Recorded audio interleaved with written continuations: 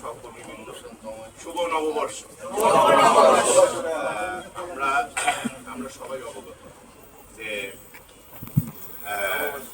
সম্রাট আকবরের সময় 1556 খ্রিস্টাব্দে বাংলা সরটা প্রবর্তন হয় এবং সেখানেও দেখা গেল যে খাজনা, এর আগে যে স্বর চন্দ্র স্বর, সেখানে দেখা গেল যে প্রায় বছরে 12 থেকে 13 দিন খাজনা কৃষক দিতে পারত না। ফলে সম্রাট আকবরের সময় এটা চিন্তা ভাবনা এবং 1556 থেকে এই বাংলা সনটা, যেটাকে সৌর সন অভিধানে বলতেছে যে সৌর সুর, এবং সেটা বেসিক হইল যে ফসলকে কেন্দ্র করে আমাদের ব্যবসাটাও কিন্তু আপনারা খেয়াল করে, আমাদের ব্যবসাটাও কিন্তু সত্যিকার অর্থে ফসল কেন্দ্রিক, মৌসুম কেন্দ্রিক। তো এবার আরেকটা তথ্য আমি আপনাদের কাছে শেয়ার করি, সেটা আমরা সবাই জানি যে 12 মাসে 13 পার্বণ। হ্যাঁ, তো 12 মাসে 13 পার্বণ। পার্বণ বলতে আমরা ধরে নিতে পারি যে এটা একটা ফেস্টিভ্যাল, এটা একটা উৎসব। বাঙালি, আমরা বাংলাদেশ, ওয়েস্ট বেঙ্গল, ত্রিপুরা সহ এটা আমরা পালন করি। এবং সেই 13 পার্বণের মধ্যে প্রথম হইল নববর্ষ। হ্যাঁ, বৈশাখ থেকে আমাদের শুরু হয় এবং এবার ধারে ধারে ধাপে ধাপে এই 13টা পার্বণ হয়। এরপরে হবে যেমন জামাই ষষ্ঠী, যারা আমরা নওগাঁ জয়পুরহাটে, সেখানে আমরা দেখি যে জামাই ষষ্ঠী একটা উৎসব, ফেস্টিভ্যাল আগামী মাসে হবে। এইভাবে ধাপে ধাপে ধরেন যে 13টা পার্বণ বাংলাদেশে বা বাঙালি সংস্কৃতিতে চলে। পিঠা উৎসব আছে, নবান্ন উৎসব আছে। আমি গত বৃহস্পতিবারে উত্তরবঙ্গে একটা সফরে গেলাম। আমরা 30 বছর আগে গ্রামে যে কালচারটা দেখলাম, আমি নিজেই গাড়ি দাঁড় করে ওটা একটু উপভোগ করলাম। কিরকম? পহেলা বৈশাখের আগে দেখবেন যে আমরা গ্রাম থেকে আমরা যারা আসছি, দেখবেন যে পহেলা বৈশাখের 3-4 দিন আগে কিছু ক্ষুদ্র নৃগোষ্ঠী, ওরা মাথায় ফুলের একটা ব্যান্ড, ফুলের একটা ব্যান্ড পরে বিভিন্ন ফুল নিয়ে, এবং তারা লাল বা হলুদ শাড়ি পরে, ক্ষুদ্র নৃগোষ্ঠী, তার পিছনে কিছু ভিলেজার আবার যাচ্ছে। ওরা গ্রামে গ্রামে বিভিন্ন বাড়িতে যাচ্ছে, হয়তো কিছু টাকা পয়সা কেউ দেয়, বা এটা একটা উৎসব। তো এরকমও আমি এবার নিজেই দেখে আসলাম। তো এই সংস্কৃতিগুলো সত্যিকার অর্থে আমাদের বাঙালির সভ্যতা, সংস্কৃতি, বাঙালির সাথে জড়িত। এবার মেটাল ভার্সাস বাঙালি উৎসব ভার্সাস এই যে নববর্ষ বা ছোট ছোট ইভেন্টগুলা, এগুলা সত্যিকার অর্থে আমরা ওই যে এমডি স্যার ওনার বক্তব্যে বললেন যে ব্যবসার কথা আর নাই বা বলি আজকে, তারপরেও একটা দুইটা লাইন একটু বলার উনি চেষ্টা করেন। মানে আমরা সত্যিকার অর্থে আছি বাঙালি, বাংলাদেশ সবকিছুই আছে, কিন্তু আমরা ওই উৎসব বা এগুলোতে খুব একটা বেশি ইয়েতে ছিলাম না, অভ্যস্ত, বা আমরা পালন করতে পারি নাই।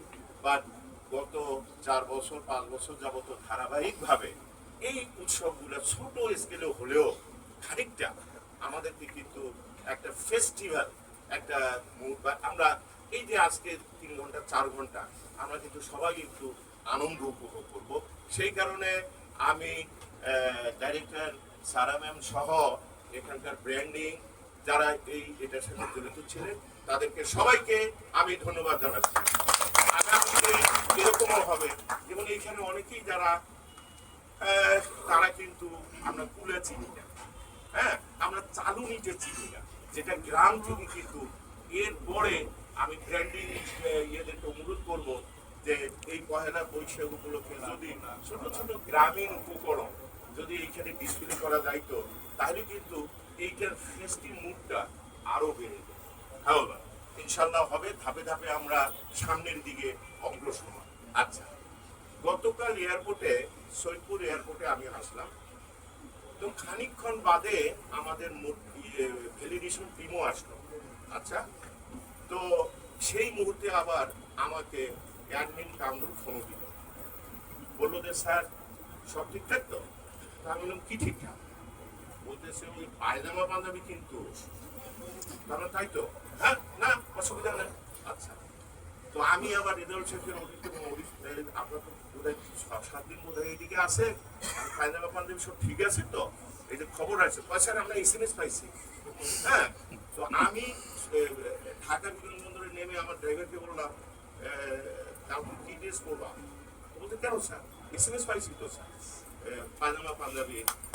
সুতরাং এই যে একটা পায়জামা পাঞ্জাবি, বিশেষ করে অ্যাডমিন কিন্তু খুব একটা ইয়ের মধ্যে আছে যে আগের পায়জামা পাঞ্জাবি গুলো নাকি সিসিটিভি থেকে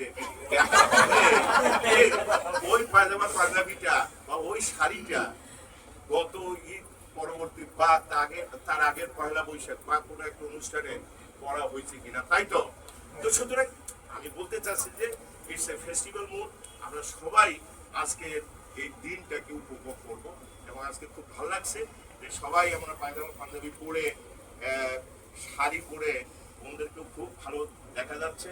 ধন্যবাদ। এইভাবে আমরা আস্তে আস্তে ছোট ছোট, আমরা হয়তো অত বড় পারবো না, সাধ্যের মধ্যে যতটুকু করা যায়। তাহলে হবে কি দেখুন, মানে আমরা কৃষি ব্যবসা করি, আমরা বাংলাদেশের কৃষি ব্যবসা করি এবং এই ব্যবসাটা বাঙালি বাংলাদেশের কৃষক থেকে শুরু করে বাংলাদেশের সংস্কৃতির সাথে এটা কিন্তু ওতপ্রোতভাবে জড়িত। সুতরাং যদি জড়িতই হয় ব্যবসা, তাহলে ওই কালচারটাকে আমাদের ভুলে থাকা যাবে না। এই কথাটা আমি আপনাদের কাছে ব্যক্ত করলাম। ইনশাআল্লাহ আমরা আজকের দিনটাকে ভালোভাবে উপভোগ করব এবং একটা চার্জ, একটা এনার্জি, আমরা যাতে একটা এনার্জি নিতে পারি, এই এনার্জিটাই যাতে আমরা ডেস্কে বসলে, যে যার বিজনেস ডেস্কে বসলে যাতে আমরা আউটপুট আবার দিতে পারি। মানে বিষয়টা এইরকম না যে আমরা আনন্দ ফুর্তি করলাম, মানে হয় না যে একটা ঈদের বিশেষ দিন তার চার্মিং থাকে, ওইটা নিয়ে আমার সামনের দিকে অগ্রসর হওয়া যায়। আমার রিকোয়েস্ট থাকবে যে আজকের এই আনন্দ ঘন দিনটা আমরা উপভোগ করব, করে আমরা যাতে পরবর্তী দিনগুলোতে আমাদের বিজনেস ডেস্কে বসে যাতে আমরা সবাই সবার দায়িত্বগুলো সঠিকভাবে পালন করতে পারি, এই আশাবাদ ব্যক্ত করে আমার বক্তব্য শেষ করছি। সবাইকে ধন্যবাদ। শুভ নববর্ষ, শুভ নববর্ষ, একসাথে শুভ নববর্ষ, নববর্ষ।